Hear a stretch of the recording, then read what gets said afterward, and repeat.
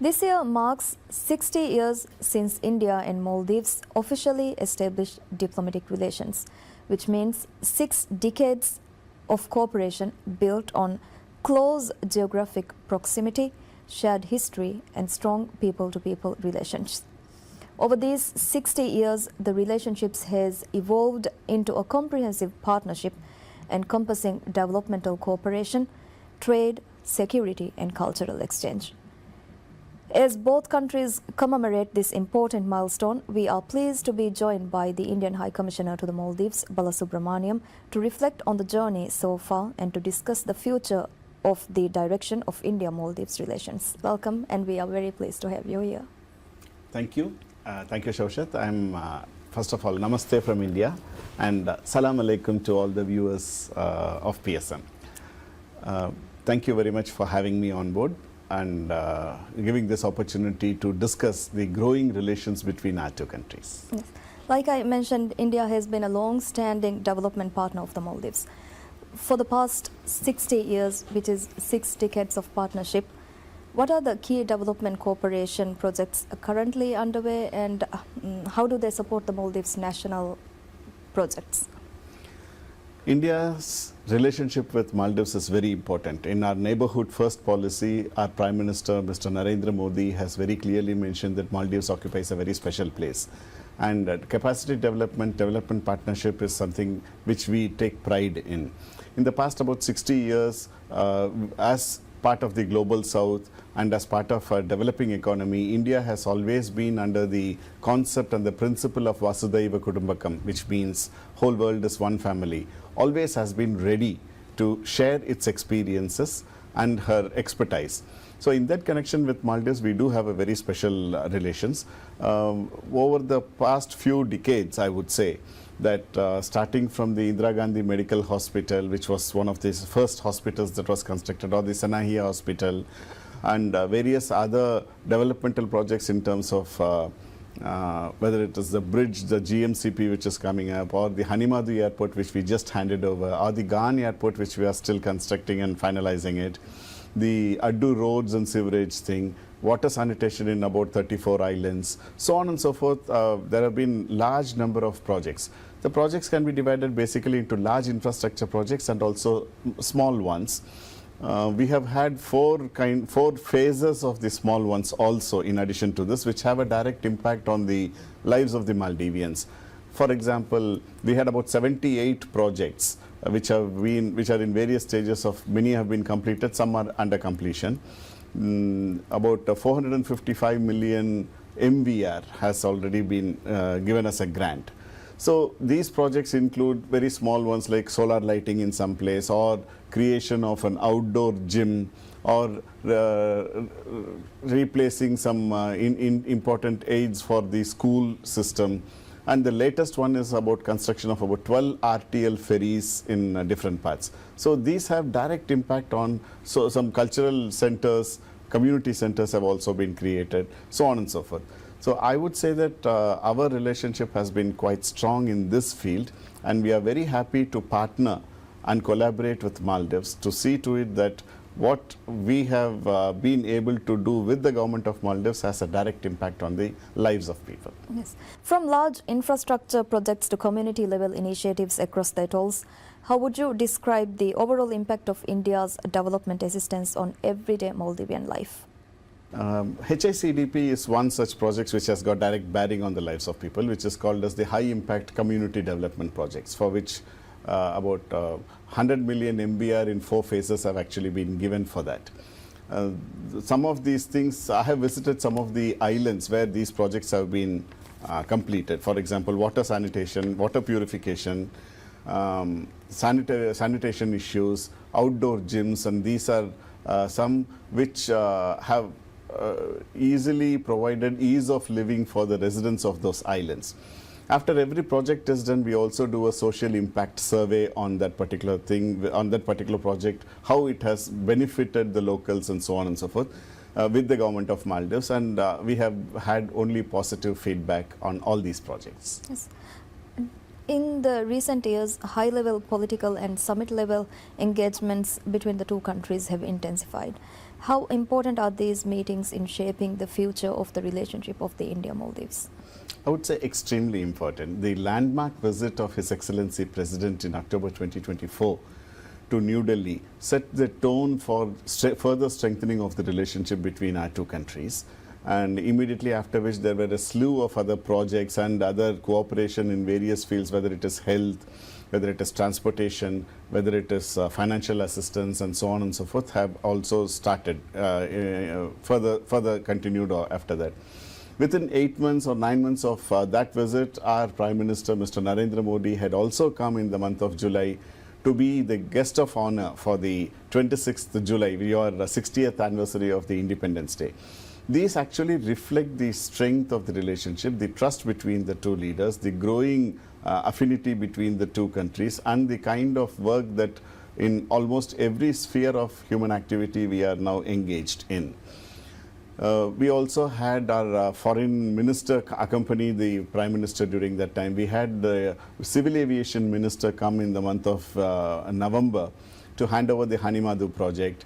We have had various visits from different aspects of the bureaucratic levels, whether it is the Defense Secretary, whether it is the Commerce Secretary, and so on and so forth. They have been coming to see to it that given the guideline and the guidance that are provided by the leadership, we work on some of those aspects which they had decided upon. So it is very important to have good political contacts at all levels, not only bilaterally.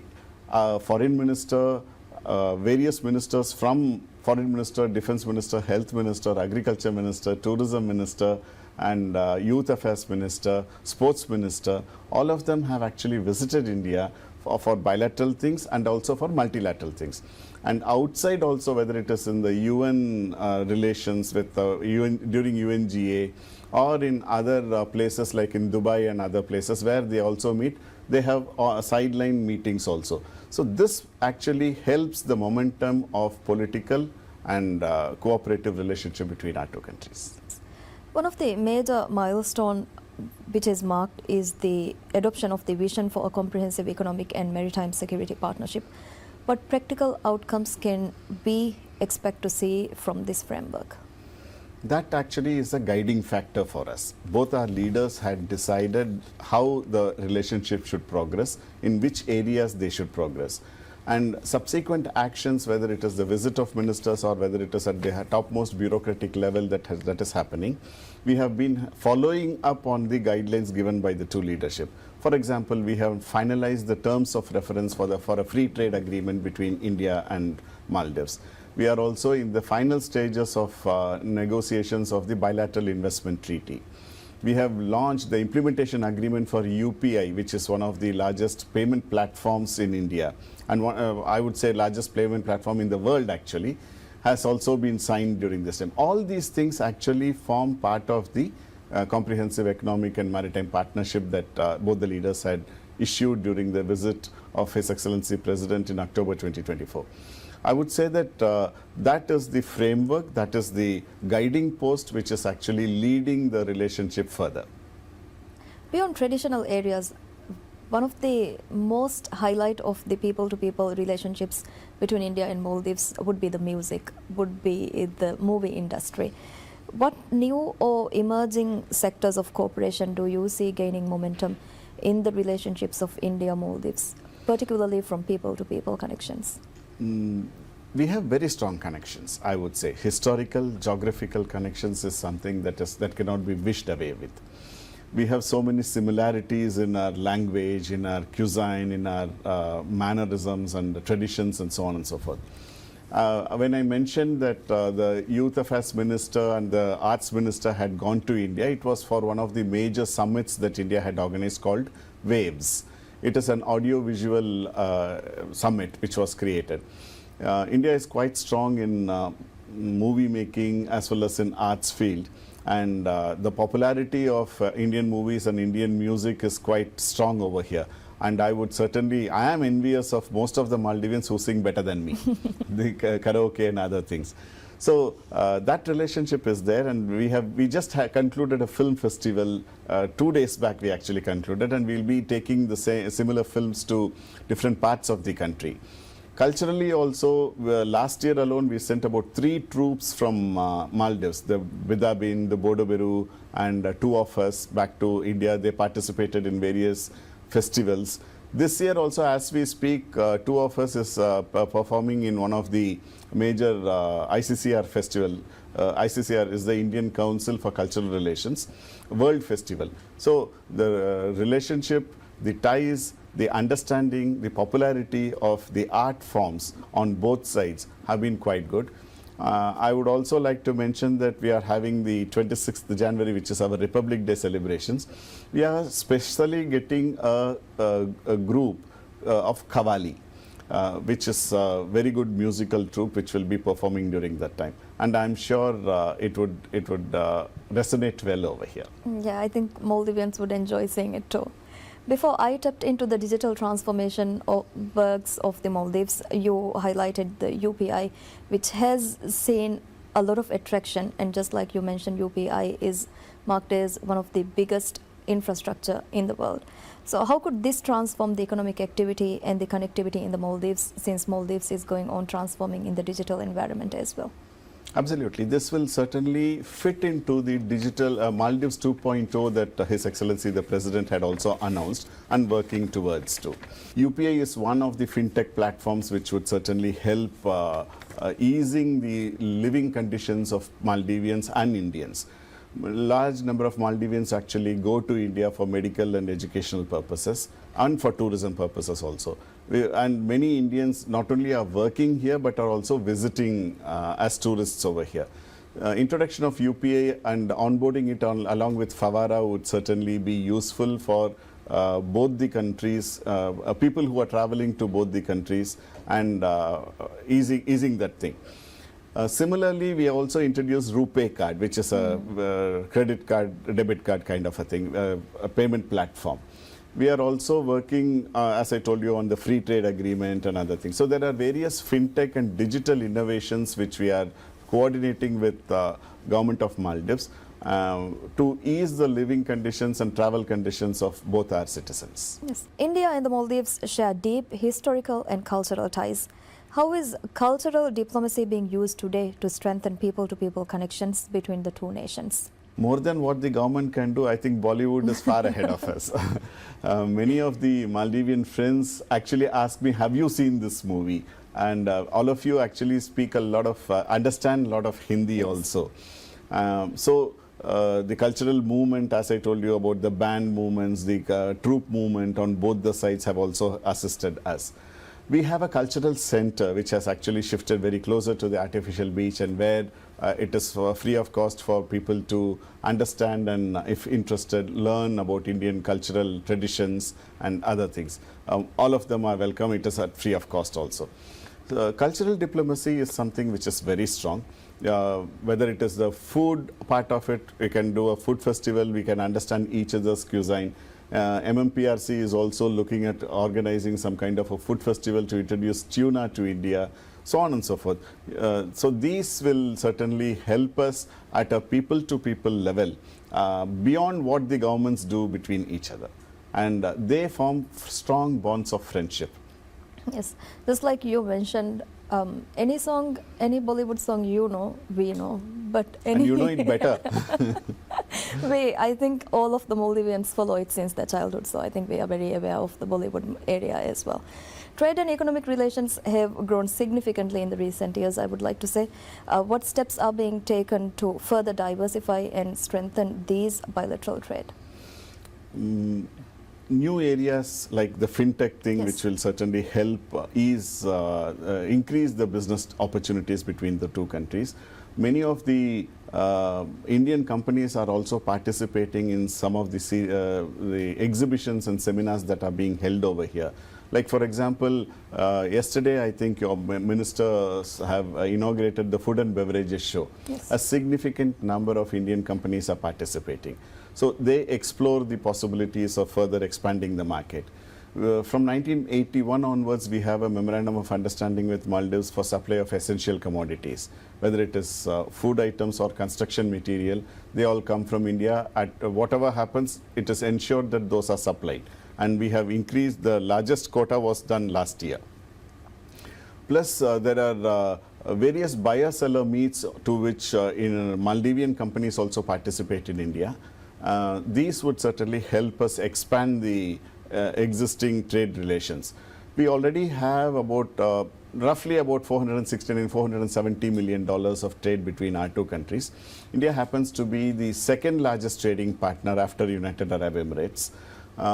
Whether it is fisheries from here going to India, for example, India has announced zero tariff for tuna from Maldives, and that has been there for the past few years. So, plus we are working on the free trade agreement. We have finalized the terms of reference also, and we would start the negotiations soon. This would already we have SAFTA. Under the SAARC agreement, we have this South Asian Free Trade Agreement. The free trade agreement between our two countries, the bilateral one, would be going over and above the SAFTA. So these are instruments that the government is facilitating to help our traders, help our people trade and grow economic ties between each other. Investment is another important area. There are various Indian companies which are investing in the tourism sector in Maldives. I know of about 6 to 7 resorts that are under construction, will be shortly in a year's time would be available for increasing tourism potential over here. So the Indian airlines are also increasing their connectivity from India. So these would certainly help our trade and economic relations grow further. Yes. Just like you mentioned, the Visit Maldives Corporation is currently working on introducing tuna market to the Indians as well. Fisheries and tuna exports are often highlighted as areas of untapped potential. So how is India supporting the Maldives in maximizing the value from this sector? Some of the projects that we have undertaken over here are in the fisheries sector also. I mean, I can talk about Gemina Fushi ice plant and the Felivaru processing plant and so ice plant and processing plant which are being constructed. Plus, the market orientation has also been provided for Indian companies to visit here. There were about 4 different investors delegation that came in the year 2025. Most of them are in the fields of agriculture, transportation, fisheries and tourism. Some of the fisheries companies, they are interested in setting up mariculture plants over here and also production of fishes in cages, because mostly you do tuna, but there are 99% of Maldives is ocean, and you have a large capability of increasing other species of fish also which are required around the world. So there are 230-meter long submerged cages which that particular company has also promoted. So these certainly would expand the scope of cooperation between our two countries, and I'm sure fisheries, once tuna taste is there with the zero tariff in India, it would certainly be a huge market for Maldivian fish. The India-Maldives Cultural Center is quite famous among the people of the Maldives. What kind of programs do you mostly hold in the Cultural Center?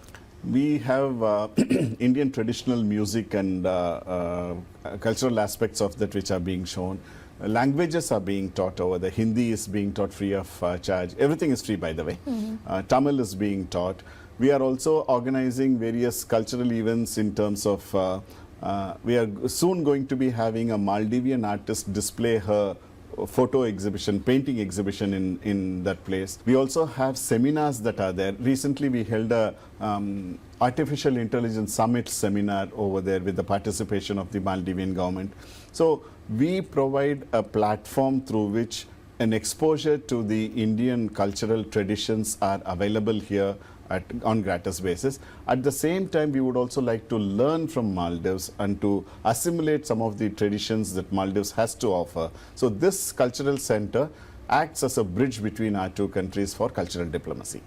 We do have a lot of consulates or high commissions located in the Maldives, embassies particularly.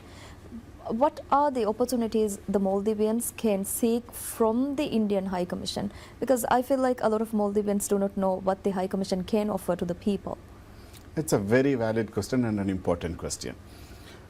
As an extension of our development partnership, capacity building is a major area in which we are working. Every year we offer nearly about 1,600 scholarships, short-term scholarships, and some of them are long-term scholarships.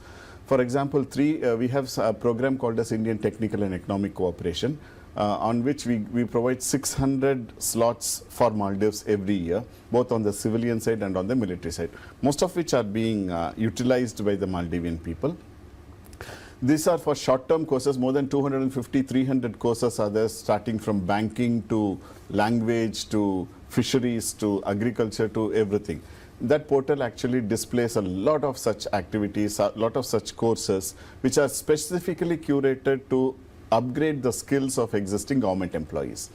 And in addition to that, we also have specialized courses through the National Defense University, the National Forensic Science University, the Dehradun Local Center for Good Governance, Judicial Service Commission, so on and so forth. So roughly about 1,600 of them are being trained every year. In addition to that, Indian Cultural and Indian Council for Cultural Relations offers 34 scholarships for graduation, post-graduation and PhD. These are available for many years. It is open, and in best universities in India, it is completely paid for, and a stipend is also given for people to go and study over there. We have these portals available, and these are sent through the Ministry of Foreign Affairs and Ministry of Higher Education, and our High Commission would always be open to receive queries in this regard. The portals are open, people can apply into that.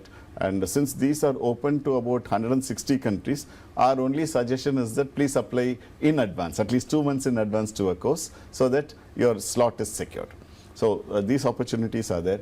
In addition to that, if people are interested in terms of tourism, we help them in showcasing what is there available in India. Whenever they go on iTech or any other course, we also suggest them about other opportunities to see there. Plus any trade inquiries that the Maldivian friends would have in terms of purchase of items or import of certain commodities, we would always be there to help them securing the source from India. Yes. This year marks the 77th Republic Day of India and the 60 years of diplomatic relations with the Maldives. What do these milestones represent, and how do you envision the future of this partnership over the next decade? In the history of any country, becoming a republic, getting independent, becoming a republic, adopting a constitution, and subsequently following that constitution, establishing diplomatic relations, and maintaining close cooperation between the two countries, these are very important milestones. If I were to talk about the Indian Republic Day, I would say that we got independence in 1947. 15th August 1947 is our Independence Day.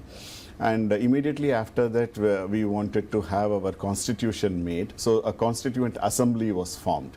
And they finalized the constitution after 2 years of work in 1949, 26th of November 1949. It was adopted, and in 2 years' time, it came into being. So on 26th of January 1950, India became a republic. And the constitution, which is the basic law of the land, has been the guiding factor and the basic principles under which legislation is made, which has helped the country actually strive further, gain further importance, strive well, work hard, integrate, get the unity in diversity, so on and so forth. The success of the constitution also remains in terms of its flexibility. So the constitution has been very adaptive. It has undergone more than 100 different amendments in the past to keep up with the changing times. So 26th January of every year, we celebrate it as the Republic Day, a national day. 60th anniversary between our two countries for establishment of diplomatic relations is also a great milestone. We established diplomatic relations actually in April 1960, even before you got independence, and subsequently from 1st November, a formal declaration was made.